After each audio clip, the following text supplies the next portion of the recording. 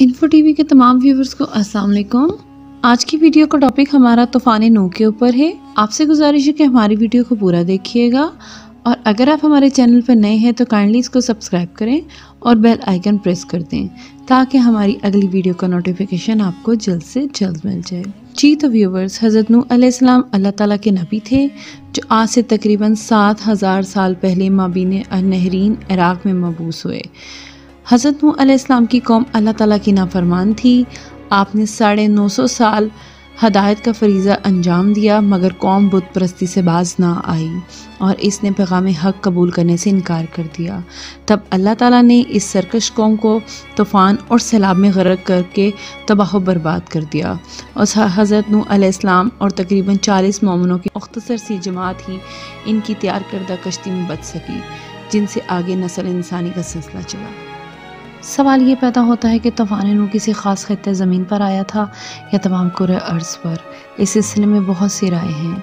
उलमाए इस्लाम की एक जमात और माहिरीन तबक़ात अर्ज़ और तबियात की राय में ये तूफ़ान सिर्फ़ इस खित्ते तक महदूद था जहाँ हज़रत नूह अलैहिस्सलाम की कौम आबाद थी और ये इलाका मसाहत के एतबार से 1,40,000 मरबा किलोमीटर तक फैला हुआ था। इसकी एक दलील वो ये भी देते हैं कि अभी हज़रत आदम की औलाद का सिलसिला इससे ज़्यादा वसी ना हुआ था जो कि इस इलाके में आबाद थी, लिहाजा इन्हें पर तूफ़ान का अज़ाब भेजा गया और बाद उलमा और माहिरीन के नज़दीक ये तूफ़ान तमाम कुरे अर्ज़ पर हावी था। कौम नूह दरियाए फ़रात के मग़रिब में जिस मकाम पर आबाद थी वो मौजूदा कूफा के आस पास का इलाका था। हज़रत उमर रज़ी अल्लाह अन्हा के अहद में 17 हिजरी में यहाँ कूफा का शहर आबाद किया गया।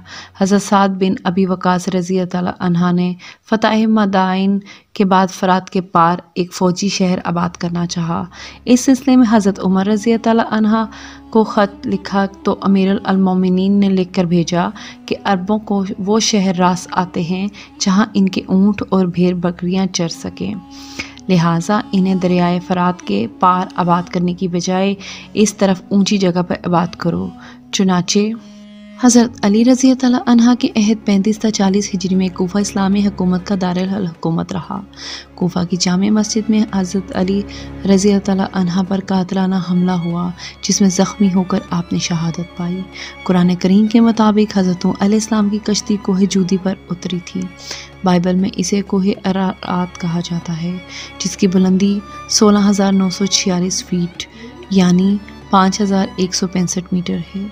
कहा जाता है कि इस बर्फ़ पोश चोटी पर हज़रत नूह अलैहिस्सलाम की कश्ती आज भी मौजूद है। अरशाद बारी ताला है कि बिलाशुबा हमने नूह को इनकी कौम की तरफ कि इन्हें कहो मैं तुम्हें वाज़े तौर पर डराने वाला हूँ, तुम अल्लाह ताला के सिवा किसी की इबादत ना करो, मुझे डर है कि तुम पर एक दर्दनाक अज़ाब आएगा।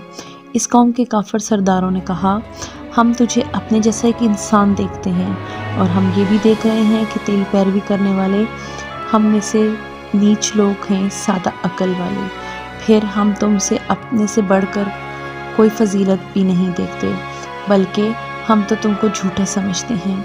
हज़रत नूह अलैहिस्सलाम ने कहा ऐ मेरी कौम, मुझे बताओ कि अगर मैं अपनी रब की तरफ से किसी दलील पर हुआ और इसने मुझे अपनी तरफ से रहमत अता की हो मगर वो तुम्हें नज़र ना आती हो तो क्या हम इसे ज़बरदस्ती तुम्हारे गले में डाल दें जबकि तुम इससे नापसंद करते हो।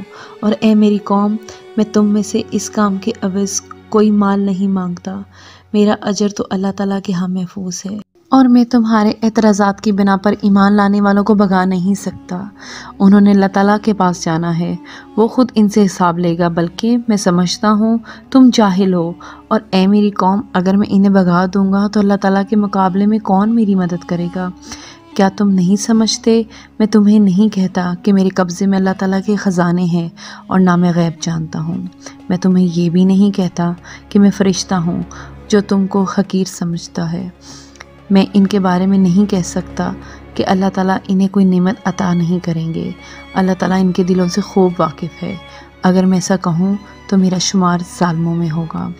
वो कहने लगे ऐ नूह, तूने हमसे बहस कर ली और बहुत बहस कर ली, अब तू हमारे पास वो अज़ाब ले आ जिसकी तू हमें धमकियाँ देता रहता है, अगर तू सच्चा है। नूह अलैहिस्सलाम ने फरमाया वो तो अल्लाह ताला ही लाएगा और अगर इसकी मर्ज़ी हुई फिर تم اللہ تعالیٰ کو نہیں روک سکوگے۔ میں جس قدر بھی تمہاری خیر خواہی کروں تمہیں فائدہ نہیں ہوگا اگر اللہ تعالیٰ نے تمہاری گمراہی کا فیصلہ کر رکھا ہے۔ آخر وہ پروردگار ہے اور تمہیں اس کی طرف لوٹایا جائے گا۔ کیا وہ کہتے ہیں کہ اس نبی علیہ السلام نے یہ کلام خود ہی گھڑ لیا؟ کہہ دیجئے اگر میں نے اسے خود گھڑا ہے تو میرا جرم مجھے ہی بھگتنا ہوگا، اس طرح میں تمہارے تمام جرائم سے بری ہوں۔ نوح علیہ السلام کی طرف وحی کی گئی کہ تیری قوم میں سے جو ایمان لا چکے ہیں ان کے علاوہ کوئی شخص ایمان نہ لائے گا، لہٰذا تو ان کے طرز عمل پہ غمگین نہ ہو، بلکہ ہماری نگرانی اور ہدایت کے تحت ایک کشتی تیار کر اور ان ظالموں کے بارے میں ہم سے کوئی سفارش نہ کرنا، کیونکہ ان کے غرق کا قطعی فیصلہ ہو چکا ہے۔ نوح علیہ السلام کشتی بنانے لگ گئے۔ جب بھی ان کے قوم کے سردار ان کے پاس سے گزرتے ان کا مذاق اڑاتے۔ وہ کہتے اگر تم ہمارا مذاق اڑاتے ہو تو وقت آنے پر ہم بھی اس طرح تمہارا مذاق اڑائیں گے۔ عنقریب تم جان لوگے کہ کس کے پاس رسوا کن عذاب آتا ہے اور کس پہ مستقل عذاب ڈیرے ڈالے گا۔ حتیٰ کہ جب ہمارے فیصلے کا وقت آ پہنچا تو ہم نے کہا کشتی میں ہر قسم کے جانوروں کا ایک ایک جوڑا سوار ہوگا، نیز اپنے گھر والوں اور تمام ایمان والوں کو بھی سوار کر لو، سوائے ان کے جن کی ہلاکت کا فیصلہ ہو چکا ہے، اور حقیقت یہ ہے کہ ان میں بہت کم لوگ ایمان لائے تھے۔ نوح علیہ السلام نے کہا کشتی میں سوار ہو جو یہ اللہ کے نام سے چلے گی اور اسی کے نام سے رکے گی، بلا شبہ میرا رب کریم بہت زیادہ معاف فرمانے والا ہے، نہایت رحم فرمانے والا ہے۔ کشتی ان کو پہاڑوں جیسی موجوں میں لے کر چل رہی تھی۔